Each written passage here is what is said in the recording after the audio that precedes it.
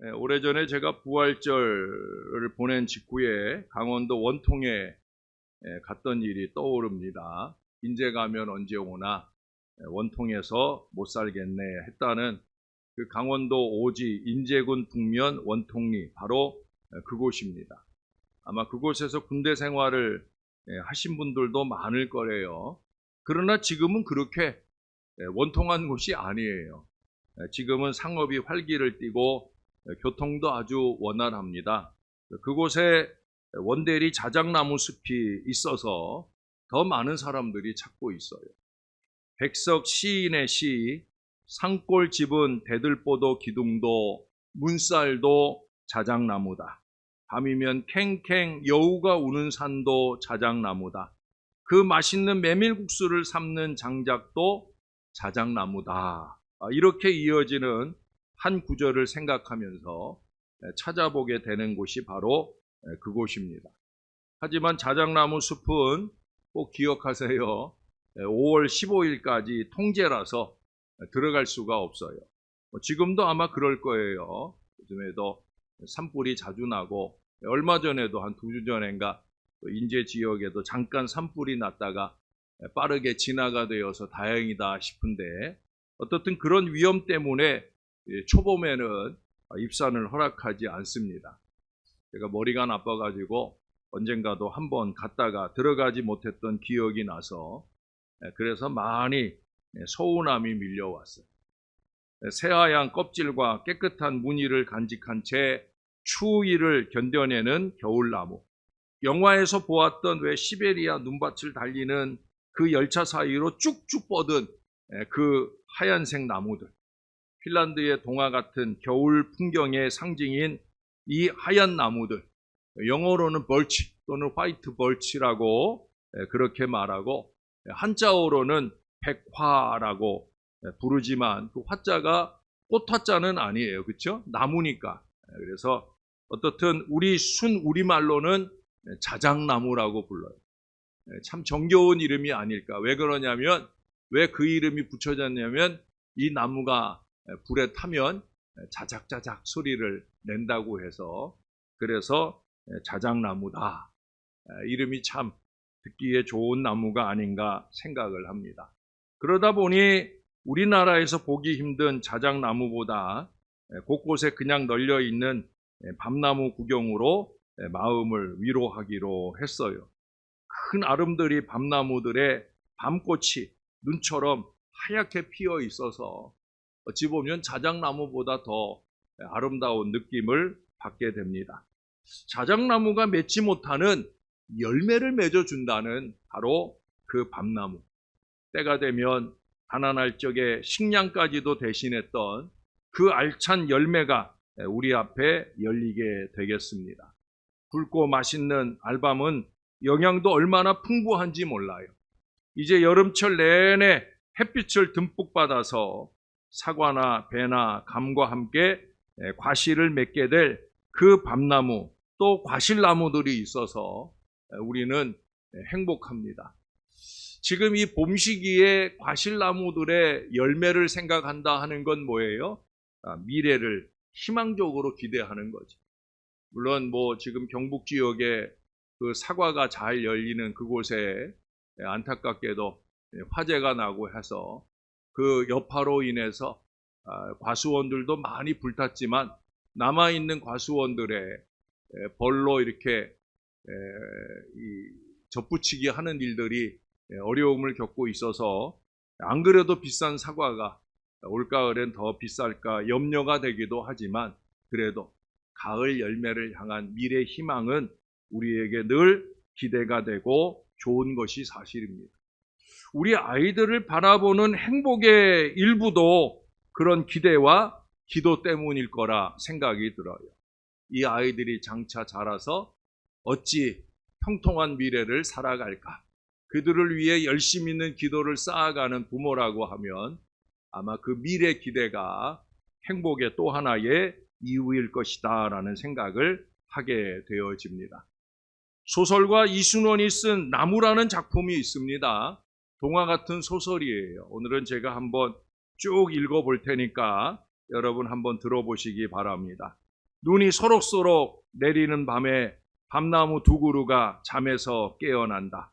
크고 늙은 할아버지 밤나무와 이제 밑동이 엄지손가락만하게 자란 손자 밤나무였다.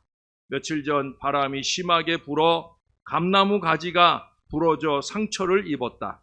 그러나 할아버지 밤나무는 우뚝 서서 험하고 두꺼운 껍질로 몸을 감고 손자에게 겨울에 충분히 잠을 자야 키도 쑥쑥 자라고 몸통도 굵어진다고 일러준다. 할아버지는 세월의 상처를 안고 어쩔 수 없이 몸에 구멍이 숭숭 뚫렸으나 거기에 다람쥐와 딱따구리들을 품고 있다. 올해 처음 열매를 맺은 손자 밤나무는 피곤으로 지쳐 다시 스스로 잠속에 빠져들었다. 단번에 열매를 맺고 싶었지만 뿌리를 더 깊고 넓게 펼쳐야 한다는 진리를 깨달은 채 내년을 기다리기로 하였다. 이제 떠날 때가 된 할아버지 밤나무는 마당에 있는 나무들을 바라보며 작별 인사를 했다. 매화나무, 앵두나무, 살구나무, 자두나무, 대추나무, 사과나무, 감나무, 산수유나무, 석류나무 등이었다. 마치 눈에 선이 보이는 것처럼 정다운 나무들의 이름이 아닌가. 그 나무들이 할아버지 밤나무 곁에서 성장한 나무들이었다. 열매를 맺는 나무는 그렇지 않은 나무보다 수명이 길다. 자신의 생명을 열매와 바꾸는 힘든 삶을 제가 잘못 읽었어요. 긴 게 아니라 짧단데, 열매를 맺는 나무는 그렇지 않은 나무보다 수명이 짧다. 자신의 생명을 열매와 바꾸는 힘든 삶을 살기 때문이다. 열매 맺는 나무는 우리 인간들의 삶에 교훈을 주는 귀한 생명이다. 마지막으로 할아버지 밤나무는 자기를 심어주고 나무를 친구 삼아준 사람에게 고마움을 표하고 눈을 감는다.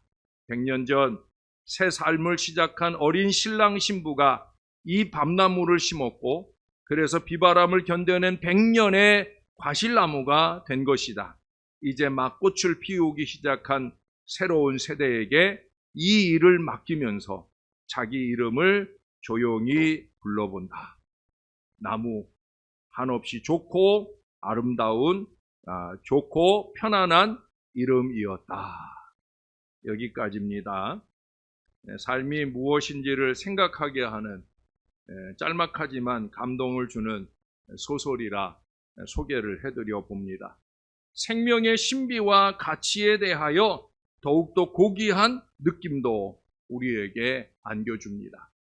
어린 나무 같은 우리의 후손들도 어디서 왔으며 어떻게 싹을 틔워야 하는지 존재의 의미를 안고 떠나는 이 나무를 통해 정겹고 감사한 인생을 돌아보게 만들어 줍니다.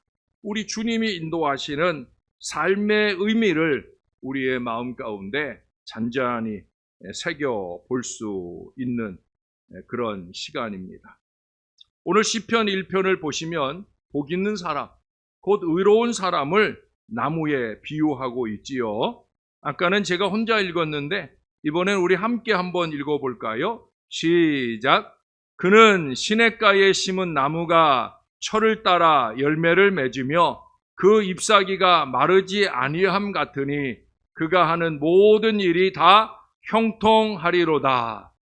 할렐루야! 인생이 나무와 같다면 복 있는 사람은 아까 그 소설에 나오는 늙은 밤나무처럼 무수히 많은 열매를 남겨서 세상을 기쁘게 하고 형통하게 할 것입니다. 그뿐 아니라 좋은 종자로서 새로 자라는 나무를 도와주고 여름에는 생명들에게 시원한 그늘을 마련해주며 겨울에는 북풍의 추위를 버텨서 따뜻한 보금자리를 제공합니다.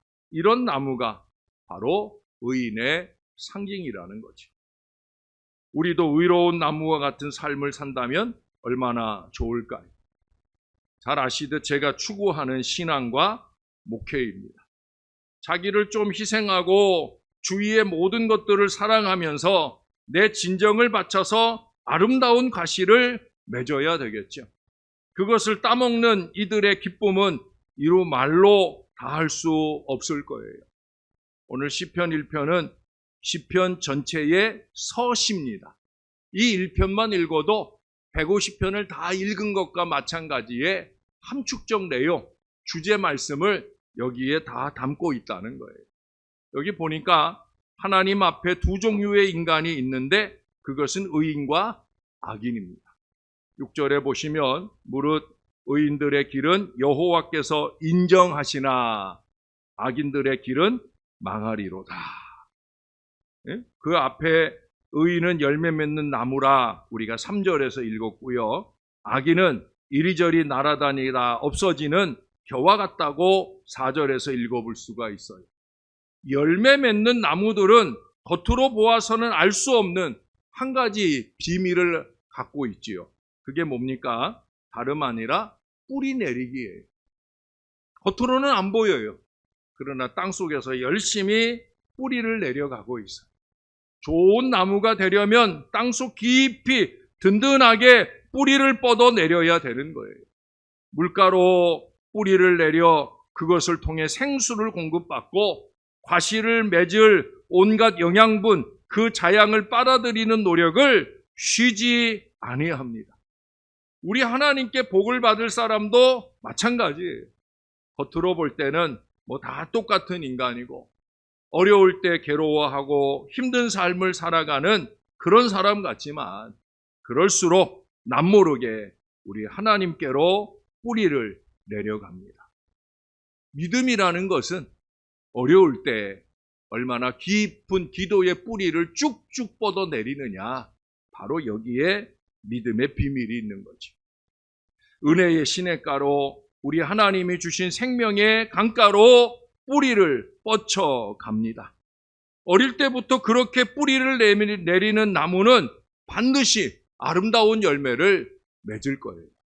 우리 아이들이 어려서부터 하나님 부르며 자라가기를 소원하는 그 간절한 마음의 이유가 바로 여기에 있는 거죠. 뿌리를 좀 잘 내렸으면 다른 어떤 세상보다 우리 하나님께 믿음의 뿌리를 잘 내렸으면 이 간절한 기도가 우리에게 늘 필요한 거예요. 왜? 그래야 다 형통하리로다. 이 말씀이 결실되니까. 하나님의 말씀을 따라 뿌리를 시냇가에 내린 인생의 열매는 참으로 값진 것입니다. 뿌리에서 공급된 자양이 가지와 잎을 윤기 있게 하고 그것들이 하늘을 바라보며 싱싱하게 자라납니다. 처음에는 모두 연약한 나뭇가지에 생긴 어린 열매인 듯 하지만 무더위와 혹한을 견디고 나면 뿌리가 든든한 나무부터 풍성한 열매들을 맺게 되어집니다. 마치 하늘을 향하여 하나님 보시기에 좋았더라 하는 이 말씀의 응답이라도 하듯 가지마다 익은 열매를 펼쳐 보여줍니다. 이것이 바로 복 있는 사람의 신앙 인생의 모습이라는 거예요. 우리 자손들보다 먼저 저와 여러분들이 정말 열심히 있게 말씀과 기도로 거룩해지면서 그 안에서 맺어지는 아름다운 열매로 통하여 하나님께는 영광이 되고 많은 사람들에게는 조금 더 유익을 줄 수 있는 그런 신앙 인생을 잘 살아야 된다는 거예요.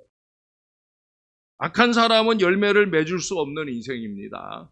오늘의 성경 말씀은 그것을 바람에 나는 겨라고 비유를 합니다. 4절을 보실까요? 악인들은 그렇지 아니하며 오직 바람에 나는 겨와 같도다. 겨는 음식을 찧어서 벗겨낸 껍질을 통틀어 이르는 말입니다. 쓸데없고 보람이 없는 경우에 이 단어를 사용합니다. 뭐 어떤 경우에는 있는 게 오히려 괴로움이 되기에 우리가 희지를 통해서 겨를 바람에 날려보내기도 하지 않습니까? 겨는 뿌리는커녕 바람이 부는 대로 이리저리 날아다니다가 어디론가 사라질 그런 존재일 뿐입니다.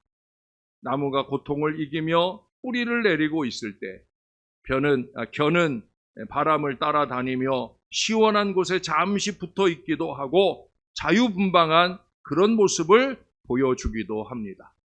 그러나 여러분, 자유가 항상 좋은 것만은 아니죠. 겨는 아무런 목적도 지향하는 것도 없어요. 자유를 좋아하는 사람들은 대부분 다 그래요. 분명한 신앙적 목표가 없다는 거예요. 끊임없이 강단에서 우리 신앙은 이래야 된다, 저래야 된다 강조하고 또 강조해 말씀드리지만 그것이 귓등으로 들리는 그 자유를 누리려고 어리석음을 더해가는 걸 보게 됩니다. 저의 슬픔은 그가 결코 뿌리를 내릴 수 없다는 것이며 생명의 강물을 들이킬 수 없다는 거예요. 한때 요란하게 움직이다가 소멸하는 것, 그것이 바로 악한 사람들의 겨와 같은 인생이라는 거예요. 겨는 알곡과 분리되어 불에 태워집니다. 쭉정이는 결국 하나님께서 세상을 심판하실 때 구원의 백성 대열에서 추방되어 사라지고 말 그런 존재에 불과하다는 거예요. 참 슬픈 일이 아닐 수 없어요. 우리 인간이란 처음부터 영원까지 이 나무와 관계가 있습니다. 인간이 피할 수 없는 원죄는 창세기에 나오는 에덴 동산에 선악을 알게 하는 나무로부터 시작이 되었죠. 아담과 하와는 하나님이 금지하신 그 나무의 열매를 따먹고 죄의 길로 접어들었어요. 그러나 이렇게 인류를 죄악으로 내몬 그 나무가 궁극적으로 인간의 죄를 치유하게 된다는 사실을 우리는 잘 알고 있어요. 바로 십자가 나무도 그렇고요. 우리가 최근에 신약성경 통독을 새벽 시간에 마무리하는 그 마지막 날에 읽었던 요한계시록 제일 마지막 장을 장식하는 것은 하나님 나라의 생명나무입니다. 요한계시록 22장 1절 2절에 보시면 또 그가 수정같이 맑은 생명수의 강을 내게 보이니 하나님과 및 어린 양의 보좌로부터 나와서 길 가운데로 흐르더라. 강 좌우에 생명나무가 있어 12가지 열매를 맺되 달마다 그 열매를 맺고 그 나무 잎사귀들은 만국을 치료하기 위하여 있더라. 우리는 믿음으로 영생의 나무를 보게 될 것이고 무성하게 가지를 들이운 그 생명나무의 잎사귀로 치유를 받을 것이다 계시하고 있습니다. 그러다 보니 우리 인생의 시작과 끝이 원죄와 영생이고 그 상징물이 뭐냐? 바로 나무라는 사실을 오늘 깨닫게 되어집니다. 잘 아시는 대로 창세기부터 요한계시록의 한 중간에 바로 이 시편이 있어요. 이 한 중간에서 신앙적인 경험을 노래하고 있는 이 시편은 그 첫머리 바로 1편에서 의인의 모습을 시냇가에 심은 나무로 묘사를 해주고 있습니다. 우리도 또한 우리 아이들도 우리 하나님이 내신 한 그루 나무 철을 따라 열매를 맺고 그 잎사귀가 마르지 않는 그런 나무가 되어야 할 것입니다. 그를 위해서 우리 사랑하는 어린이들이 우리 아이들이 생명수 샘물에 뿌리를 내고 자라는 그 나무가 될 수 있도록 잘 도와줘야 돼요. 네? 다른 어떤 걸 도와주는 것보다 우리 아이들이 생명나무가 될 수 있도록 잘 도와주어야 되는 거예요. 세상적으로 잘 되고 형통한 거 그건 하나도 자랑거리가 아니에요. 예수 잘 믿는 신앙에서는 예수 잘 믿는 자손들이 이어지는 게 어쩌면 자랑이라면 자랑이 될 수 있는 거죠. 아니, 자랑이 아니라 하나님께 진정한 영광이 될 거예요. 하나님께 영광을 목표로 하는 신앙을 제대로 잘 살아간다면 우리는 쓸데없는 육신의 자랑으로 우리의 입술을 더럽힐 것이 아니라 그 입술로 열심히 기도하며 우리의 자손들이 하나님께 영광되는 생명나무로 자라가길 열심히 있게 도와주어야 되는 거예요. 지난 20세기 초에 미국의 시인 조이스 킬머는 나무라는 시를 썼어요. 제목이 나무이기에 오늘 여러분들에게 소개하려고 합니다. 또 거기에 아름답게 시를 적어 놓았어요. 나무보다 아름다운 시를 다시 보지 못할 것이다 라고 하면서 그 나무를 만드신 하나님을 찬양하고 있습니다. 짧지만 강렬한 느낌의 이 시를 잘 들어보세요. 나무처럼 사랑스러운 시를 결코 보지 못하리. 단물 흐르는 대지의 젖가슴에 굶주린 입을 대고 있는 나무. 온종일 하나님을 바라보며 입 무성한 두 팔 들어 기도하는 나무. 여름에는 머릿결에 지바퀴 둥지를 틀어주고 눈은 그 품에 내리며 비와는 다정히 어울려 살고, 시는 나와 같은 바보가 짓지만 나무를 만드는 건 하나님뿐. 이렇게 시는 짤막한 감동을 우리에게 주면서 마무리됩니다. 그 마지막 19절에 시는 나와 같은 바보가 짓지만 나무를 만드는 건 하나님뿐이라는 표현은 저의 마음에, 우리의 마음에 큰 감동을 줍니다. 뭐 시뿐이겠습니까? 저와 여러분이 열심낸다고 지어내는 우리의 많은 삶의 흔적들, 작품들, 우리는 뭐 대단한 걸 한 것처럼 말하지만 결국 이 시인이 말한 것처럼 그냥 바보처럼, 바보처럼. 저는 젊은 날 바보라고 불리기를 좋아했었는데 점점 그 마음을 잃어가는 게 아닌가 하는 어리석음을 느끼곤 합니다. 우리가 대단한 일을 하는 대단한 똑똑이가 아니라 우리가 바보가 하는 자꾸 미약한 일을 할 뿐이라는 거예요. 그러나 하나님이 만드시는 일은 뭐 나무뿐이겠습니까? 저는 이번에도 안식 중에 신기한 나무를 봤어요. 나무 하나인데 거기서 피어나는 꽃이 여러 가지 색깔이에요. 아마 여러분들 중에도 보셨을 거예요. 처음엔 빨간색 꽃으로 폈는데 시간이 지날수록 하얀색으로 바뀌거나 또 노란색으로 바뀌어요. 어떤 꽃은 반은 빨간색이고 반은 하얀색인 그런 꽃도 그게 이제 점점 색깔이 변해가고 있는 거죠. 너무너무 신기하지 않아요?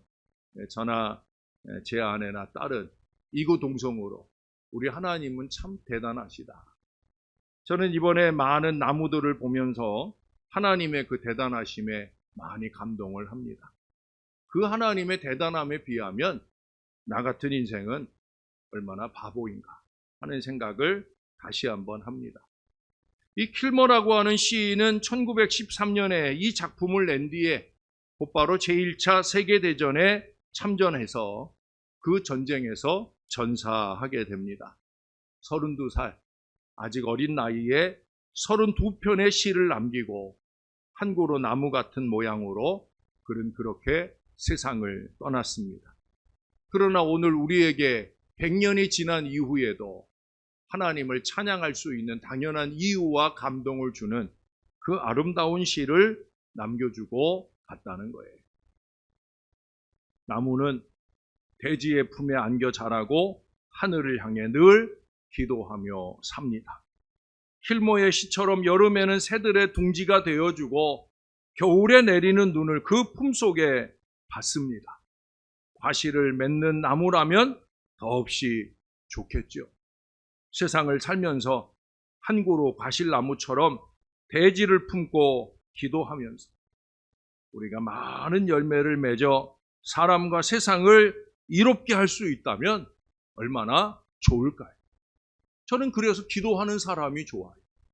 저와 함께 저의 좌우에 아론과 훌이 되어서 함께 기도하면서 세상을 이롭게 하고 하나님께 영광을 돌리는 그런 나무 같은 신앙 인생들이 저의 곁에 많아지는 것이 너무너무 행복합니다.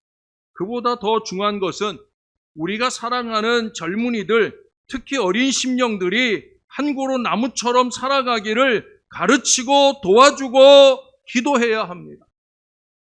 그대는 시냇가에 심은 나무처럼 믿음의 뿌리를 내리고 살아가야 할 하나님의 자녀다. 우리는 끊임없이 우리 아이들에게 이와 같은 축복의 기도의 말을 잊지 말아야 됩니다. 여러분, 우리가 매 주일마다 축복의 말씀을 선포하고 그 말씀에 의지하여 한 주간 우리와 우리 자손들을 위해 기도하는 이유가 바로 그것 아니겠습니까? 제가 이번 주간에 여름 안식을 미리 땡겨 지난 주간에 가졌던 이유는 아이들이 쉬잖아요. 회사 다니는 아이들이. 우리 딸내미는 수요일 오후부터 이제 일찍 퇴근을 하고, 그리고 5월 1일 날도 쉬는 날이고, 또 징검다리라고 또 2일도 쉬고, 지금 계속 쉬어요. 다음 주 화요일까지 쉽니다. 우리 아들놈은 조금 직장 여건이 다르다 보니까 금요일 날 오전까지 근무하고, 그리고 그 이후로 쉽니다.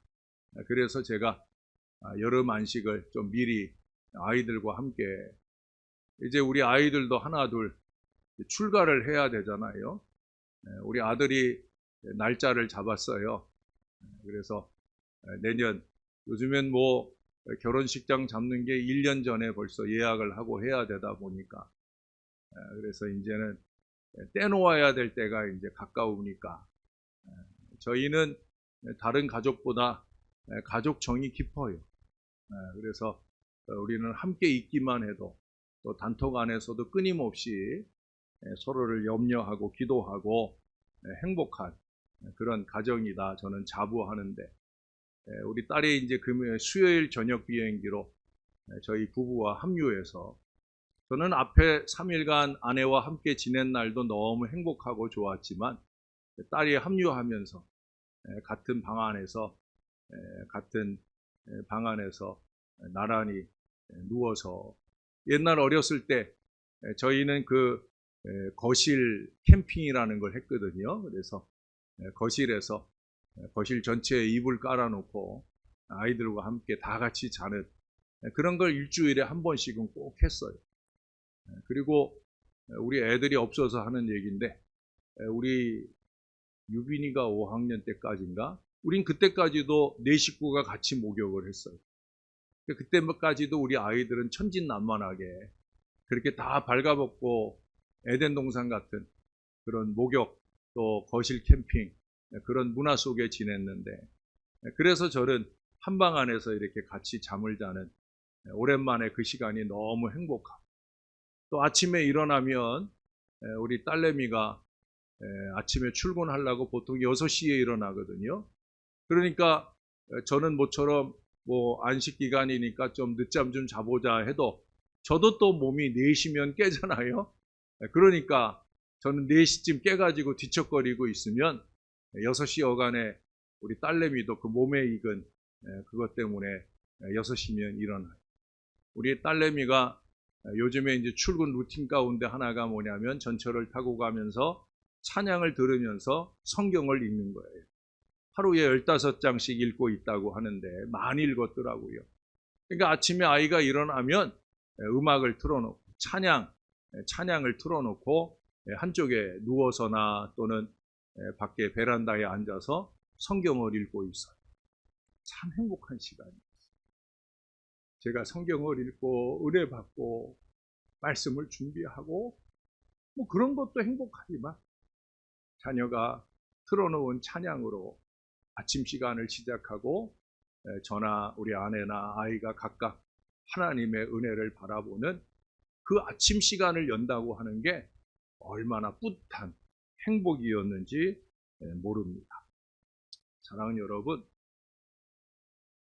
믿음의 가정을 세워야 됩니다. 우리 아내랑 짝이 될 아이는 하나님을 안 믿는 아이예요. 그러나 참 착하고 좋은 아이입니다. 저희가 늘 기도하던 아이거든요. 하나님 안 믿어도 괜찮으니까 착하고 좋은 아이, 하나님 꼭 보내주세요. 이 아이는 결혼에 대한 로망이 없었어요. 근데 죄송합니다. 근데 저와 제 아내의 모습을 이렇게 몇 번 접하면서, 그러면서 결혼에 대한 로망이 생기고, 그래서 우리 아들과 한 가족을 이루겠다 하는 마음이 생겨나서 이렇게 날짜도 잡게 되는 은혜까지 나아가게 되었습니다. 예수 믿는 한 생명이 태어나게 되는 거죠. 사랑하는 여러분, 자손들을 위한 많은 기도를 우리가 하고 있어요. 잘 하시는 거예요. 가장 우선된 첫 번째 기도는 하늘나라 생명나무가 되게 해주세요. 오늘 우리 마지막 설교는 우리 입에 익은 은혜로운 복음송가 하나를 부르려고 합니다. 너는 시냇가에 심은 나무라 하는 찬양입니다. 우리 손주들이 성장할 때 늘 이 노래를 불러주면서 지금도 할아버지와 할머니의 기쁜 찬송으로 기억되는 그런 가정들이 되어야 합니다. 이 시간 설교를 마무리하려고 합니다. 우리 아이들을 생각하고 축복하면서 우리 함께 가사가 나올 거예요. 반주 안 해도 됩니다. 제가 따로 부탁 안 했던 건데. 우리 가사 나오는 거 어려운 찬양이 아닙니다. 그냥 저와 함께 간절한 마음을 품고 우리 앞에 우리 아이가 있다 하는 생각을 하시면서 함께 이 찬양을 해보시면 좋을 것 같아요. 시작. 너는 시냇가에 심은 나무라 하나님의 사랑 안에 믿음 뿌리 내리고 주의 뜻대로 항상 살리라. 주의 시절을 쫓아 구원 열매 맺으면 주의 영화로운 빛 너를 보호하리니 주의 뜻대로 항상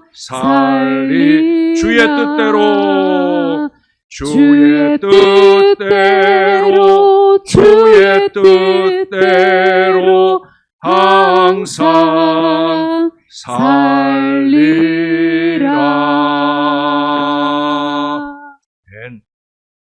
우리가 먼저 주의 뜻대로 살고 우리 아이들도 주의 뜻대로 사라지는 역사가 저와 여러분의 가정에 넘쳐나기를 주님의 이름으로 축원합니다.